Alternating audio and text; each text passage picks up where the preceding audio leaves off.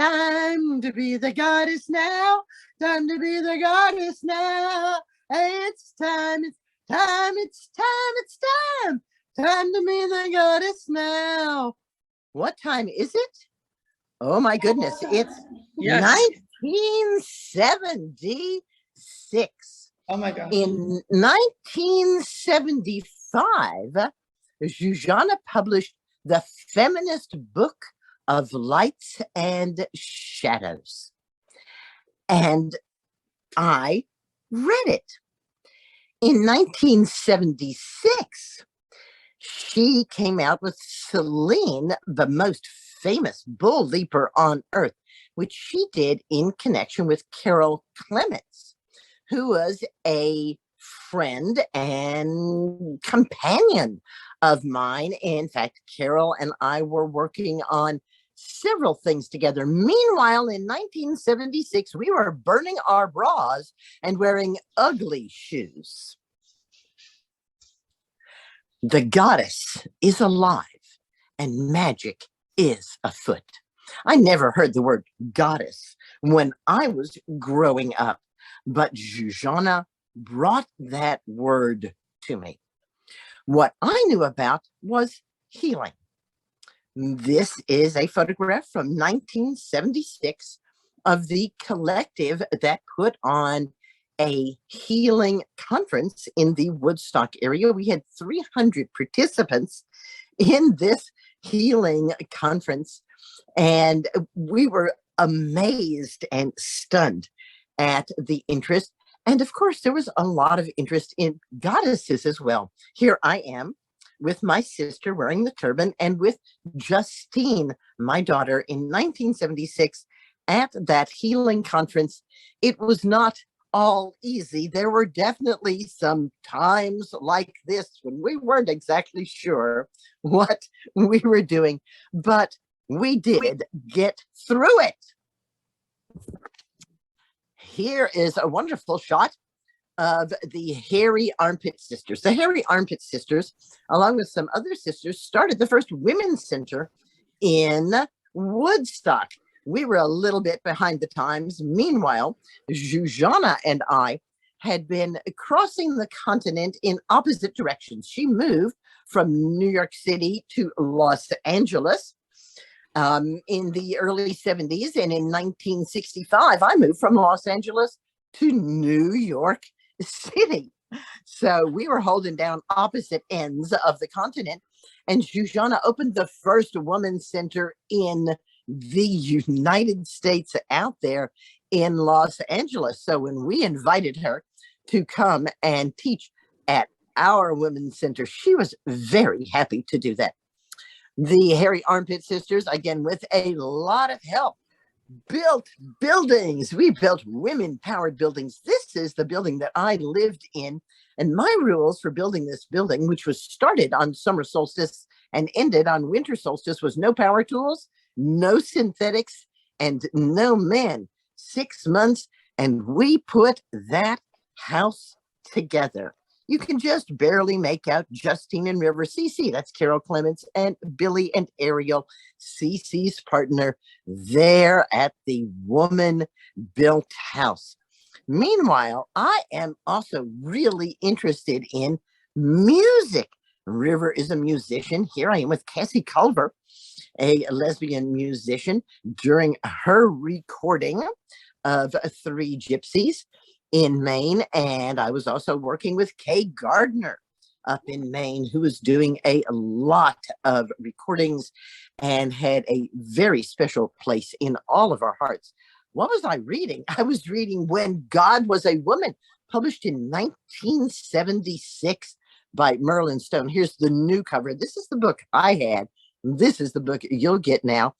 I was reading The Great Cosmic Mother, and this is very much the new cover. In 1976, what I had was mimeographed pages from Monica, basically a first rough draft of the book. The Goddesses and Gods of Old Europe by Maria Gimbutas had already been out for a few years, and here are the modern covers of her books. All of those things were stirring in me as I was becoming a feminist, as I was being a lesbian, as I was learning to be a powerful woman. And so when Carol Clement got a commission to do a poster, and here's the poster for the first goddess conference called Through the Looking Glass, a gender genetic experience, my partners and I, Billy and River and I, said, we gotta go. We gotta go to this conference. We were in a coven at that point with Carol Clement and Ariel, and they encouraged us to go. The problem was, and you can kind of see by this picture, we were really poor. My gosh, I don't even have a shirt on my back. That's how poor we were. So we weren't exactly sure how we were going to pull off getting to Through the Looking Glass. This is the cover of the actual program. So what we did was we decided that we would stay in our car so that we wouldn't have to pay for sleeping anywhere, and that we would take food with us. And so basically we didn't eat very much at all, but we had an amazing time. Amazons, past, present, and future, the covenant of the goddess. Kay Gardner was there doing wonderful, wonderful music. River was playing with her now and then. And Diane Marie Child was there. And I knew Diane Marie Child from her book, A Feminist Guide to Psychic Development. Kay and River, of course, were both playing with Alex. I don't know if you can see it. It actually says Kay Gardner are there on Living with Lavender Jane. Alex, in fact, lived in Woodstock at that time. So it was a kind of close-knit community. It was beautiful. A picture and a quote from Diane. A woman is the full circle. Within her is the power to create, nurture, and transform. I was getting so charged up from being with these women. Mimi Lobel, an architect, a mythologist, and a spiritual feminist. Wow, even nowadays, that's pretty amazing. Look at this fantastic temple that Mimi designed. These women were really on to something.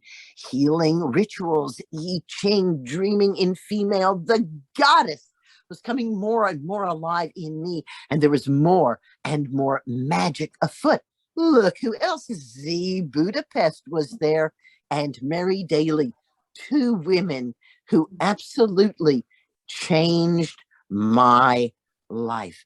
Also at this conference was Nancy Passmore. Here's a fairly current picture of Nancy, and Nancy does the lunar calendar.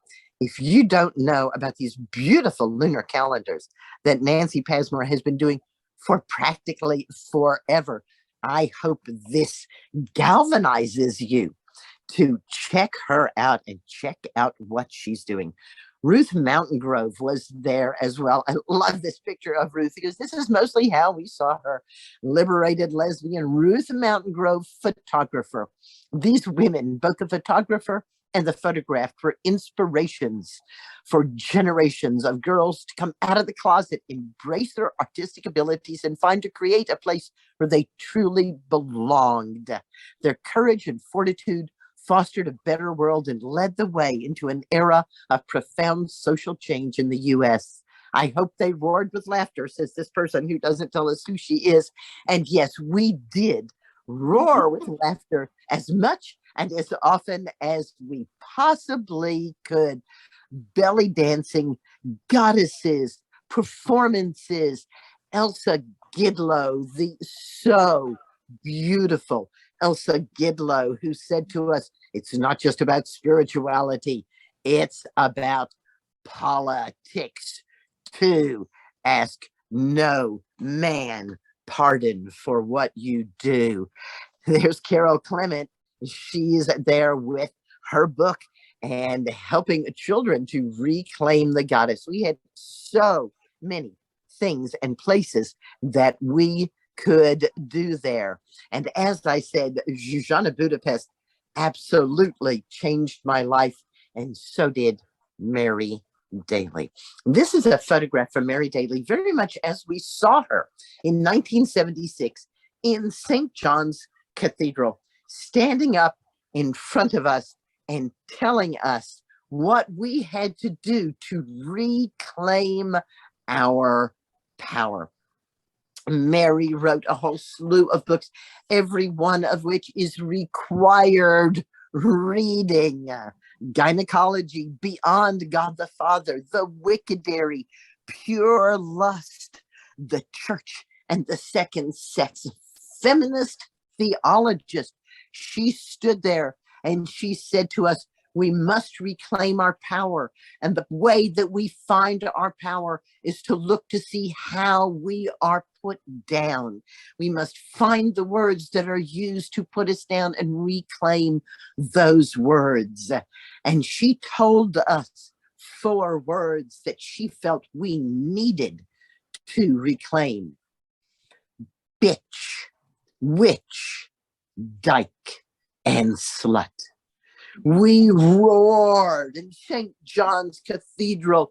We roared. We picked Mary Daly up and we carried her out chanting, the goddess is alive and magic is afoot. The goddess is alive and magic is afoot.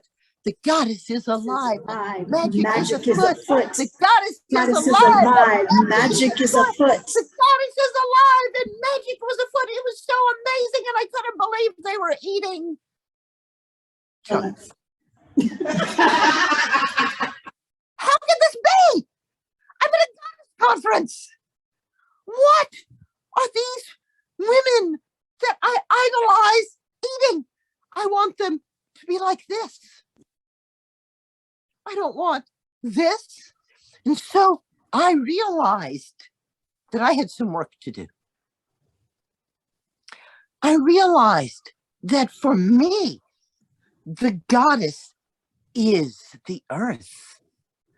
The goddess is woman. Woman is the earth. The earth is the goddess. The earth is woman. I am the goddess. I am the earth. I am the green and growing plants. And I knew at that conference, in the presence of Mary Daly and Zsuzsanna Budapest and other women that I already knew, I saw what kind of work I personally needed to do. Zsuzsanna and I immediately knew that we were sisters, 2 Aquarius women, 2 women coming from the earth, loving the earth. We knew that our work was together, and I knew that my work was to bring health and the plants to the goddess community, and the goddess to the plant community. Oat straw, one of the simplest plants there is, grows all over the world, all over California, all over Australia. Oat straw, the herb of longevity and one of the sexiest herbs in the world. I love this comment by a menopausal woman who said that during menopause, her libido went on vacation, taking her moisture with it. And she wound up a barren desert, dry and parched. Then she started reading about oat straw. And once she started drinking oat straw infusion, not the tea, but the infusion, she said her libido came home with company and she became an oasis with date palms and dancing girls. Stinging nettle, the herb of energy. Anybody who's drinking stinging nettle infusion is going to tell you how much energy they have. And my beloved red clover, I took this picture this morning with the bee dipping in. The goddess is alive and magic is afoot. You know, I have done a really great job of bringing the goddess to the herbal community. Look at this beautiful uterus and ovaries in herbs. I don't know if I've done such a good job of bringing herbs to the goddess community, but pretty good. Certainly, we have a lot of beautiful, beautiful art. that joins these communities and helps us to remember our roots that Maria Gimbutas tells us stretch way, way back.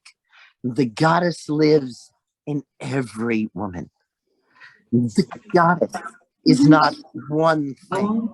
The goddess is a multitude of different things, but she always rises up from the earth. She is green. She is all of us. The goddess has found us, and through us has found a way to manifest in this modern time, bringing all of her symbols and all of her wisdom with us, so that we come into our kitchens and we learn that using simple plants. This is an apprentice who's just made a batch of elderflower champagne, one of the great antivirals. Later on, we made purslane gazpacho, a soup that eliminates depression because purslane is loaded with omega fatty acids. This is a wonderful illustration of hypericum, another plant that is just delightful for any woman dealing with depression. Here's another hypericum, one of my favorite plant goddess artists, Durga Yael Bernhardt. So what can I say? Between 1976 and today, I managed to write and get into publication 6 books. All right, good work, Susan.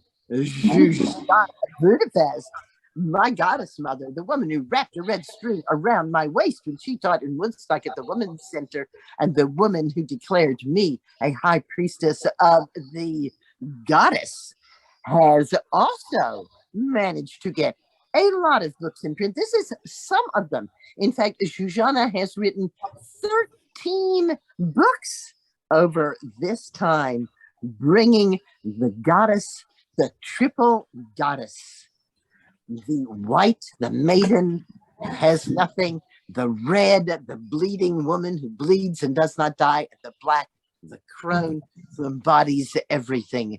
Zsuzsanna has worked tirelessly her entire life to bring us together as goddesses. She brings us together through her songs. She brings us together through her rituals, through her spontaneous creations. Did you know that she helped create Second City, the improv theater? This is a woman of huge talent who has focused that talent for us, for me, for every single one of us, that we can come together, that we can praise the goddess in ourselves, that we can say, it's time to be the goddess now, time to be the goddess now. It's time, it's time, it's time, it's time, time to be the goddess now.